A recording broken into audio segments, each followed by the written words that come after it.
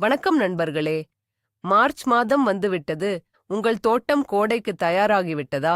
பலரும் இந்த மாதத்தை குளிர்காலம் முடிந்து கோடை தொடங்கும் ஒரு சாதாரண இடைப்பட்ட மாதமாக நினைக்கிறார்கள்.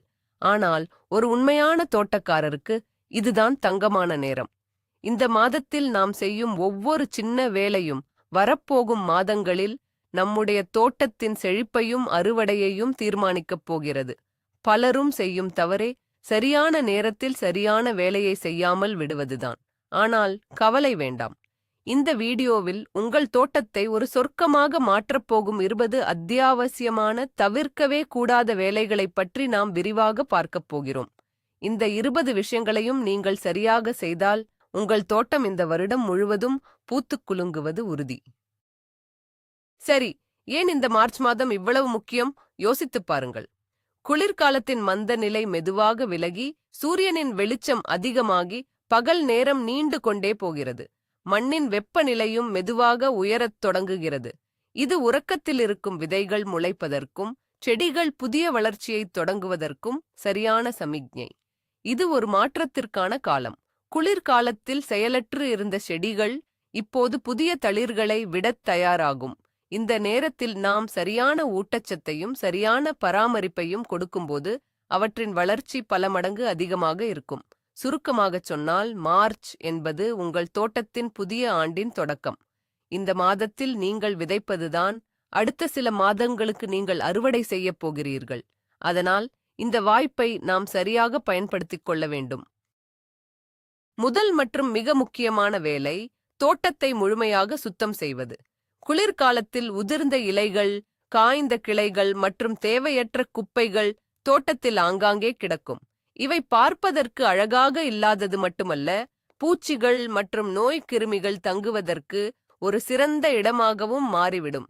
அதனால் உங்கள் கையுறைகளை அணிந்து கொண்டு தோட்டத்தில் உள்ள அனைத்து காய்ந்த சருகுகளையும் குப்பைகளையும் அகற்றுங்கள். செடிகளுக்கு அடியில் தேங்கியிருக்கும் இலைகளையும் சுத்தம் செய்யுங்கள். இது உங்கள் தோட்டத்திற்கு ஒரு புத்துணர்ச்சியை கொடுப்பதோடு மண்ணிற்கு நல்ல காற்றோட்டம் கிடைக்கவும் உதவும். மேலும் தரையில் படர்ந்திருக்கும் களைச் செடிகளை வேரோடு பிடுங்கி எறியுங்கள். இந்த ஆரம்ப கட்டத்திலேயே களைகளை அகற்றிவிட்டால் பின்னர் அவை வளர்ந்து உங்கள் செடிகளின் ஊட்டச்சத்துக்களை திருடுவதை தடுக்கலாம். இந்த சுத்தப்படுத்தும் பணி அடுத்த கட்ட வேலைகளுக்கு உங்கள் தோட்டத்தை தயார் செய்யும் ஒரு முதல் படி.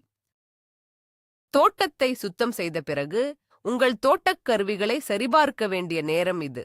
ஒரு போர் வீரனுக்கு அவனது ஆயுதங்கள் எவ்வளவு முக்கியமோ அதேபோல ஒரு தோட்டக்காரருக்கு அவனது கருவிகள் மிகவும் முக்கியம். மண்வெட்டி, கடப்பாரை, கத்தரிக்கோல், பூவாளி போன்ற கருவிகளை எடுத்துப் பாருங்கள். அவற்றில் துரு பிடித்திருந்தால் அதை தேய்த்து சுத்தம் செய்யுங்கள். கத்தரிக்கோலின் கூர் மழுங்கியிருந்தால் அதை கூர் தீட்டிக் கொள்ளுங்கள்.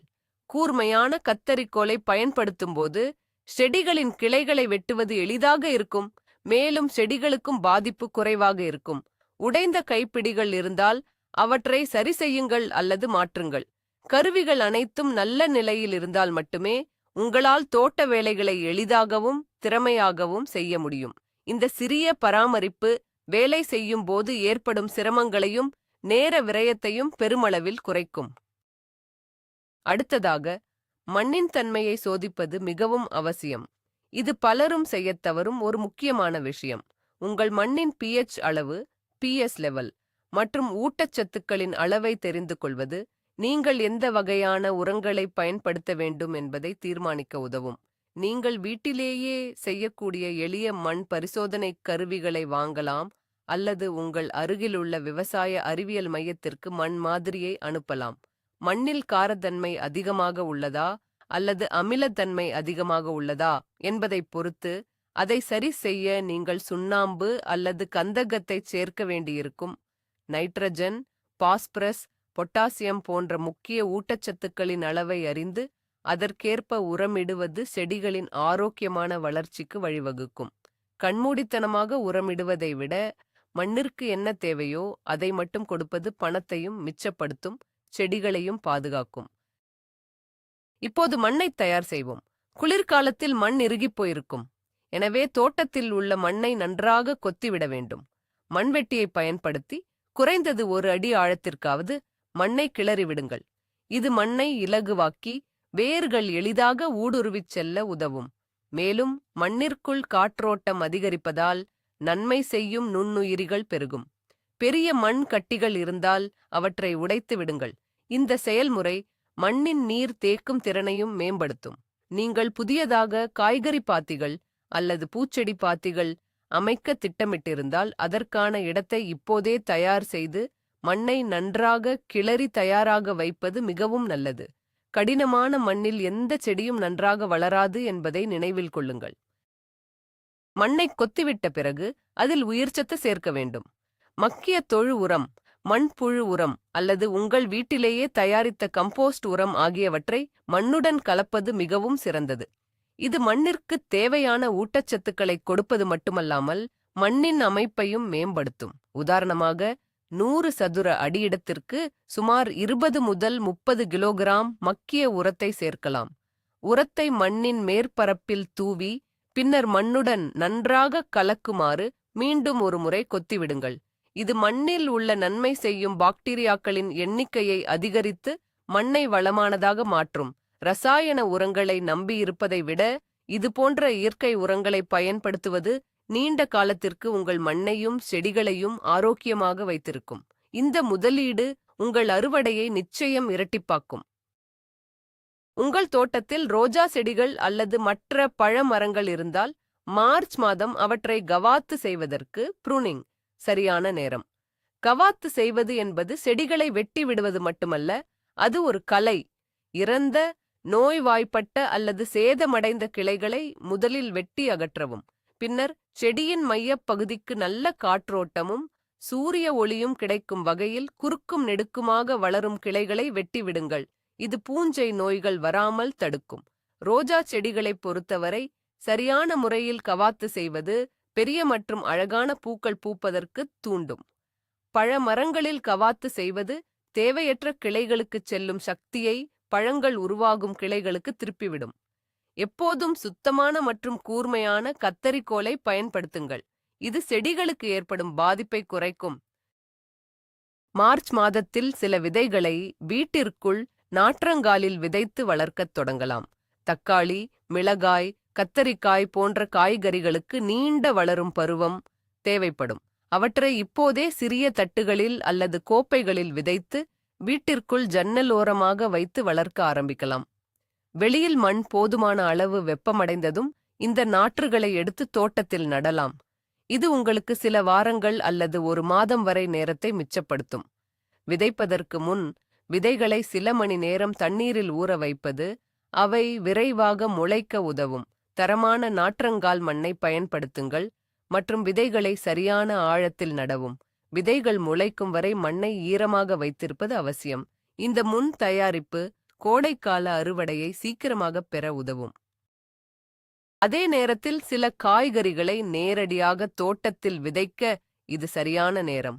கேரட், பீட்ரூட், முள்ளங்கி, பட்டாணி, கீரை வகைகள் மற்றும் கொத்தமல்லி போன்ற குளிரை விரும்பும் காய்கறிகளை நீங்கள் நேரடியாக பாத்திகளில் விதைக்கலாம். இந்த காய்கறிகள் கோடை வெப்பம் அதிகரிப்பதற்கு முன்பு வளர்ந்து அறுவடைக்கு தயாராகிவிடும். விதைகளை விதைப்பதற்கு முன் பாத்திகளில் உள்ள மண்ணை நன்றாக ஈரப்படுத்தி விதைகளை சரியான இடைவெளியில் தூவவும். பின்னர் மெல்லியதாக மண்ணை தூவி மூடி பூவாளியால் மெதுவாக தண்ணீர் தெளிக்கவும். விதைகளை மிக ஆழமாக புதைத்து விடாதீர்கள். ஒவ்வொரு விதை பாக்கெட்டிலும் கொடுக்கப்பட்டுள்ள வழிமுறைகளை பின்பற்றுவது நல்லது. இந்த காய்கறிகள் உங்கள் கோடைக்கால சமையலுக்கு புத்துணர்ச்சி சேர்க்கும். கோடை மற்றும் இலையுதிர் காலத்தில் பூக்கக்கூடிய சில பூச்செடிகளின் கிழங்குகளை பல்ப்ஸ் அண்ட் டியூபர்ஸ் நடுவதற்கு மார்ச் மாதம் ஏற்றது. டாலியா, கிளாடியோலஸ், கிளாடியோலுஸ், அல்லி, லிலியஸ் போன்ற பூச்செடிகளின் கிழங்குகளை இப்போதே நடலாம். இவை கோடை காலத்தில் உங்கள் தோட்டத்திற்கு அழகான வண்ணங்களைச் சேர்க்கும். கிழங்குகளை நடுவதற்கு முன் மண்ணை நன்றாக தயார் செய்து போதுமான அளவு இயற்கை உரம் சேர்த்துக் கொள்ளுங்கள். ஒவ்வொரு கிழங்கையும் சரியான ஆழத்திலும் சரியான திசையிலும் நட வேண்டும். பொதுவாக கிழங்கின் உயரத்தைப் போல 2 அல்லது 3 மடங்கு ஆழத்தில் நட வேண்டும். நட்ட பிறகு நன்றாக தண்ணீர் ஊற்றவும். உங்கள் தோட்டம் முழுவதும் வண்ணமயமான பூக்கள் பூத்துக் குலுங்குவதை கற்பனை செய்து பாருங்கள். இந்த சிறிய முயற்சி பெரிய மகிழ்ச்சியை கொடுக்கும். ஏற்கனவே உங்கள் தோட்டத்தில் இருக்கும் பல்லாண்டு வாழும் செடிகளை பெரினல்ஸ்னு பிரித்து நடுவதற்கு இது ஒரு சிறந்த நேரம். பல ஆண்டுகளாக ஒரே இடத்தில் இருக்கும் செடிகளின் வேர் பகுதி மிகவும் நெருக்கமாக வளர்ந்து செடியின் வளர்ச்சியை பாதிக்கும். ஹோஸ்டா, ஹாஸ்டா, டெய்லிலி போன்ற செடிகளை கவனமாக தோண்டி எடுத்து அதன் வேர்பகுதியை 2 அல்லது 3 பகுதிகளாக பிரிக்கவும். ஒவ்வொரு பகுதியிலும் போதுமான வேர்களும் தண்டுப் பகுதியும் இருப்பதை உறுதி செய்து கொள்ளுங்கள். பின்னர் இந்த புதிய செடிகளை தோட்டத்தில் வெவ்வேறு இடங்களில் நடவும். இது பழைய செடிக்கு புத்துயிர் கொடுப்பதோடு உங்களுக்கு புதிய செடிகளும் இலவசமாக கிடைக்கும். இது உங்கள் தோட்டத்தை விரிவுபடுத்துவதற்கான ஒரு சிக்கனமான வழியாகும். உங்கள் தோட்டத்தில் புல்வெளி லான் இருந்தால் அதை கவனிக்க வேண்டிய நேரம் இது. குளிர்காலத்தில் புல்வெளியில் தேங்கியிருக்கும் காய்ந்த புற்களையும் இலைகளையும் ஒரு விசேஷ சீப்பை ரேக் பயன்படுத்தி அகற்றவும். இது புல்லின் வேர்களுக்கு காற்றோட்டம் கிடைக்க உதவும். புல்வெளியில் ஆங்காங்கே திட்டுகளாக புல் இல்லாமல் இருந்தால் அந்த இடங்களில் புதிய புல் விதைகளை தூவலாம். புல்வெளிக்கு மெதுவாக செயல்படும் நைட்ரஜன் சத்து நிறைந்த உரத்தை இடுவது புல் பசுமையாகவும் அடர்த்தியாகவும் வளரத் தூண்டும். முதல் முறையாக புல் வெட்டும்போது மிகவும் குட்டையாக வெட்ட வேண்டாம். சற்று உயரமாக வெட்டுவது வேர்கள் பலமாக வளர உதவும். ஆரோக்கியமான புல்வெளி உங்கள் தோட்டத்தின் அழகை மேலும் அதிகரிக்கும். பூச்சிக் கட்டுப்பாட்டை இப்போதே தொடங்குங்கள். வரும் முன் காப்பதே சிறந்தது என்ற பழமொழி தோட்டக்கலைக்கும் பொருந்தும். செடிகளில் அசுவினி, அஃபிட்ஸ், மாவு பூச்சி, மீலிபக்ஸ் போன்ற பூச்சிகளின் ஆரம்ப அறிகுறிகள் தென்படுகிறதா என்று கவனமாக பாருங்கள். இலைகளுக்கு அடியிலும் தண்டுப் பகுதியிலும் சோதிக்கவும். ஆரம்பத்திலேயே இவற்றை கண்டறிந்தால் வேப்ப எண்ணெய் கரைசல் அல்லது சோப்புக் கரைசல் போன்ற இயற்கை பூச்சிக்கொல்லிகளை தெளித்து எளிதாக கட்டுப்படுத்தலாம். மேலும் தோட்டத்தில் நத்தைகள் மற்றும் உலுட்கி இருந்தால் அவற்றை கைகளால் அப்புறப்படுத்தலாம் அல்லது அவற்றை ஈர்க்கும் பொறிகளை வைக்கலாம். இரசாயன பூச்சிக்கொல்லிகளை தவிர்ப்பது நன்மை செய்யும் பூச்சிகளான தேனீக்கள் மற்றும் வண்ணத்துப் பூச்சிகளை பாதுகாக்கும். புதிய பழமரங்கள் அல்லது புதர் செடிகளை நடவு செய்ய நீங்கள் திட்டமிட்டிருந்தால் மார்ச் மாதத்தின் ஆரம்பம் அதற்கு மிகவும் ஏற்றது. மா, கொய்யா, எலுமிச்சை போன்ற மரக்கன்றுகளை இந்த நேரத்தில் நடலாம். செடிகள் கோடை வெப்பம் தொடங்குவதற்கு முன்பு புதிய இடத்தில் வேரூன்றி வளர இது போதுமான நேரத்தை கொடுக்கும். நடவு செய்வதற்கு செடியின் வேர் பகுதியை விட 2 மடங்கு பெரிய குழி தோண்டவும். குழியின் அடியில் சிறிது மக்கிய உரம் மற்றும் மேல் மண் கலந்த கலவையை இடவும். செடியை நட்ட பிறகு சுற்றிலும் மண்ணை நிரப்பி நன்றாக அழுத்திவிட்டு தாராளமாக தண்ணீர் ஊற்றவும். புதிய செடிகளுக்கு முதல் சில வாரங்களுக்கு தொடர்ந்து தண்ணீர் ஊற்றுவது மிகவும் முக்கியம். மூடாக்கு மல்ச்சிங் இடுவது ஒரு மிகச்சிறந்த தோட்டக்கலை பழக்கம். செடிகளைச் சுற்றி மரத்தூள், காய்ந்த இலைகள், வைக்கோல் அல்லது தென்னை நார் கழிவுகளைக் கொண்டு ஒரு படலம் போல பரப்புவதே மூடாக்கு ஆகும். இது மண்ணின் ஈரப்பதத்தை நீண்ட நேரம் தக்க வைத்துக் கொள்ள உதவுகிறது. தமுலே அடிக்கடி தண்ணீர் ஊற்றும் தேவையை குறைக்கிறது. மேலும் இது களைகள் வளர்வதை கட்டுப்படுத்துகிறது மற்றும் மண்ணின் வெப்பநிலையை சீராக வைத்திருக்க உதவுகிறது. காலப்போக்கில் இந்த மூடாக்கு மக்கி மண்ணிற்கு நல்ல உரமாக மாறும். செடியின் தண்டுப் பகுதியை ஒட்டி மூடாக்கு போடாமல் சிறிது இடைவெளி விட்டு போட வேண்டும். இது தண்டு அழுகிப் போவதை தடுக்கும். உங்கள் காய்கறி தோட்டத்தை திட்டமிடுவது மிகவும் முக்கியம். எந்த காய்கறியை எங்கே நடப்போகிறீர்கள் என்பதை ஒரு வரைபடம் போல வரைந்து கொள்ளுங்கள். ஒரே குடும்பத்தை சேர்ந்த காய்கறிகளை, உதாரணமாக தக்காளி, கத்தரிக்காய், ஒவ்வொரு வருடமும் ஒரே இடத்தில் நட வேண்டாம். இதற்கு பயிர் சுழற்சி, கிராப் ரொட்டேஷன் என்று பெயர். இது மண்ணில் இருந்து குறிப்பிட்ட ஊட்டச்சத்துக்கள் குறைவதையும் நோய்க்கிருமிகள் பெருகி செடிகளை தாக்குவதையும் தடுக்க உதவும். சூரிய ஒளி அதிகம் தேவைப்படும் செடிகளை தெற்கு பகுதியிலும் நிழலை விரும்பும் செடிகளை மற்ற செடிகளின் நிழலிலும் நடலாம். இந்த திட்டமிடல் உங்கள் தோட்டத்தின் இடத்தை திறமையாக பயன்படுத்தவும் அதிக அறுவடையை பெறவும் உதவும். ஏறும் கொடிகள் மற்றும் செடிகளுக்கு ஆதரவு அமைப்புகளை இப்போதே தயார் செய்யுங்கள். பாகற்காய், புடலங்காய், பீன்ஸ் போன்ற கொடி வகை காய்கறிகளுக்கும் தக்காளி செடிகளுக்கும் பந்தல் அல்லது குச்சிகளை ஊன்றி ஆதரவு கொடுக்க வேண்டும். செடிகள் வளரத் தொடங்கிய பிறகு இதைச் செய்தால் வேர்களுக்கு சேதம் ஏற்பட வாய்ப்புள்ளது. எனவே நாற்றுகளை நடுவதற்கு முன்பே இந்த ஆதரவு அமைப்புகளை நிறுவுவது நல்லது. உறுதியான குச்சிகள், மூங்கில் சட்டங்கள் அல்லது வலைகளை பயன்படுத்தி பந்தல் அமைக்கலாம். இது செடிகள் தரையில் படர்ந்து காய்கள் அழுகிப் போவதை தடுப்பதோடு நல்ல காற்றோட்டம் கிடைக்கவும் பூச்சித் தாக்குதலை குறைக்கவும் உதவும்.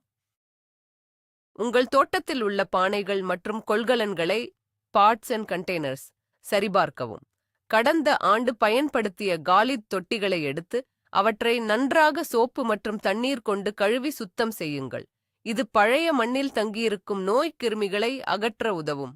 தொட்டிகளில் உள்ள வடிகால் துளைகள் டிரைனேஜ் ஹோல்ஸ் அடைக்கப்படவில்லை என்பதை உறுதிப்படுத்திக் கொள்ளுங்கள். தேவைப்பட்டால் புதிய தொட்டிகளை வாங்குங்கள். மாடித் தோட்டம் அமைப்பவர்கள் இந்த நேரத்தில் தொட்டிகளுக்கான மண் கலவையை தயார் செய்யலாம். செம்மண், மக்கிய உரம் மற்றும் தேங்காய் நார் கழிவு, கோகோபீட் ஆகியவற்றை சம அளவில் கலந்து ஒரு நல்ல மண் கலவையை உருவாக்கலாம். இது நீரை தக்கவைக்கும் அதே நேரத்தில் நல்ல வடிகால் வசதியையும் கொடுக்கும். மார்ச் மாதத்தில் வானிலை கணிக்க முடியாததாக இருக்கலாம். சில நேரங்களில் திடீரென குளிர் அதிகரிக்கலாம். நீங்கள் ஏற்கனவே நாற்றுகளை நட்டிருந்தாலோ அல்லது முளைத்த விதைகள் இருந்தாலோ அவற்றை இரவில் ஒரு துணி அல்லது பாலித்தீன் தாள் கொண்டு மூடி பாதுகாக்கலாம்.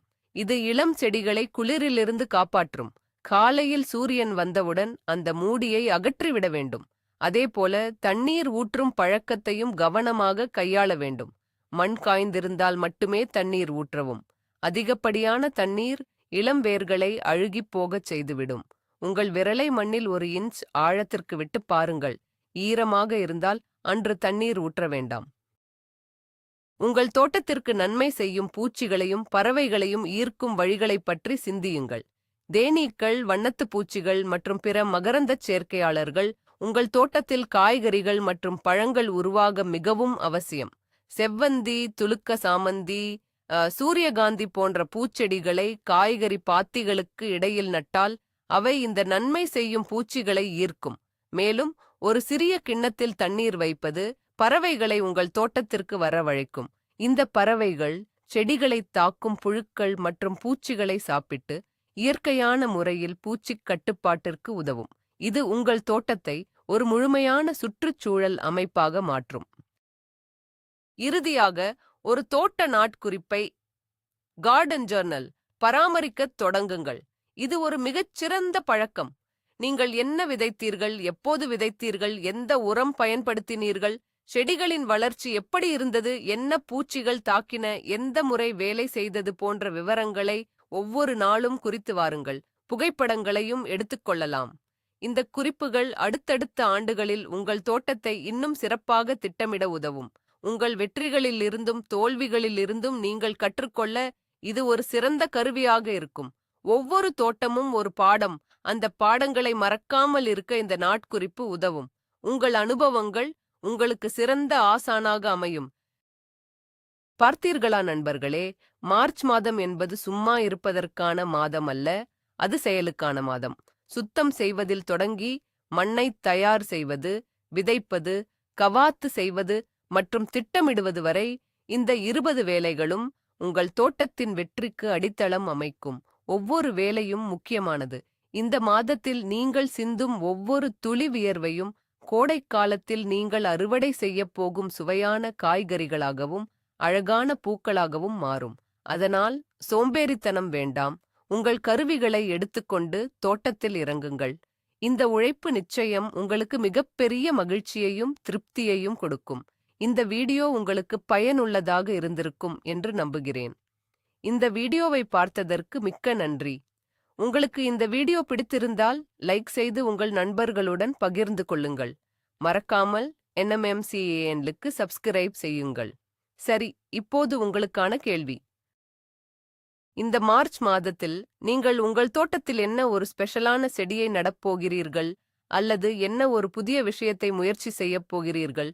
உங்கள் திட்டங்களை கீழே கமெண்டில் எங்களுடன் பகிர்ந்து கொள்ளுங்கள்.